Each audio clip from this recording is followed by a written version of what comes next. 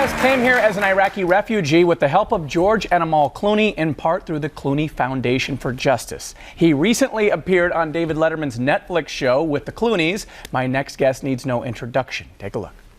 George, you and Amal have heard this story before.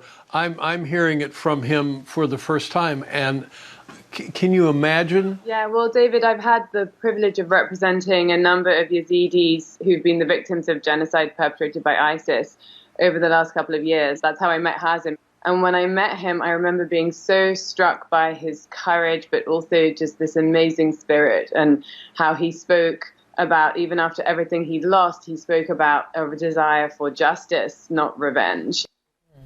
Please welcome University of Chicago student Hazim Avdal. Hi, Hazim. How are you? First off, it's got to be pretty cool to be friends with George and Amal Clooney. Yeah.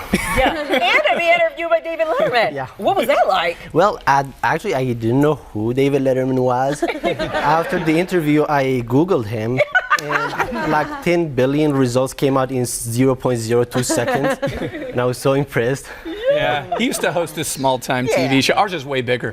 This show. Yeah, tell us a little bit about your backstory, because you came from a very difficult place and time and a genocide unlike any other.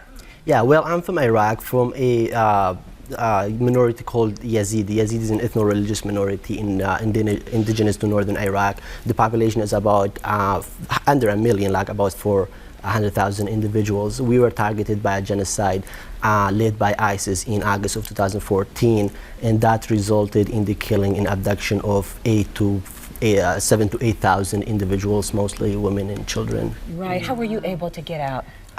Well, my family were in Herdana, which is my hometown, and they made it like 10 minutes before ISIS came.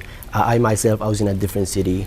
Okay. Yeah. Wow, but you're separated from your family even now, right? Yeah, my family, they live in Germany mostly, and I have family members who are in Iraq still. I'm the only one here in the United States. What about your friends from high school? Have you heard from them? What happened to them?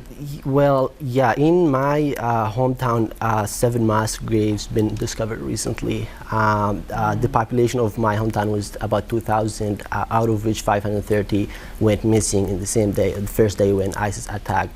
I hope that my friends and people I grew up with, they are not in those mass graves, but they're missing. Yeah, ever since. Yeah, there's no way we can, you know.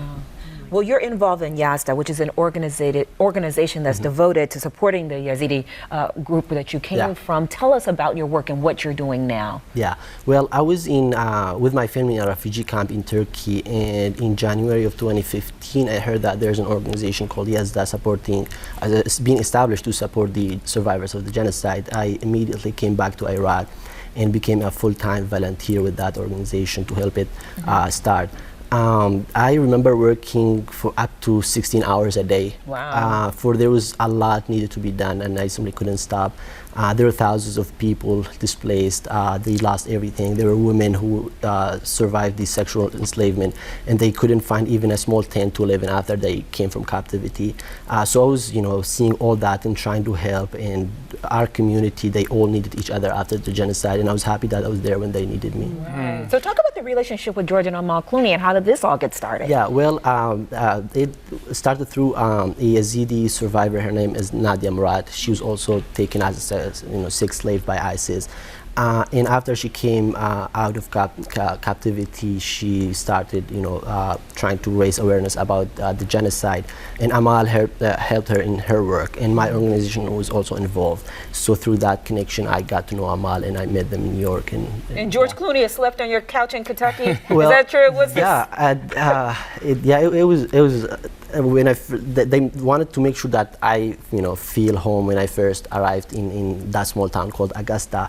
So George, he left, his work and flew to town just to welcome me, and he spent a couple nights sleeping on my couch, which was very nice of him. Yeah. No way! Yeah. And now studying computer science at the University of Chicago. We're so happy to have you here in Chicago and seeing the great work that you're doing. Thanks, Hazim. Thank you.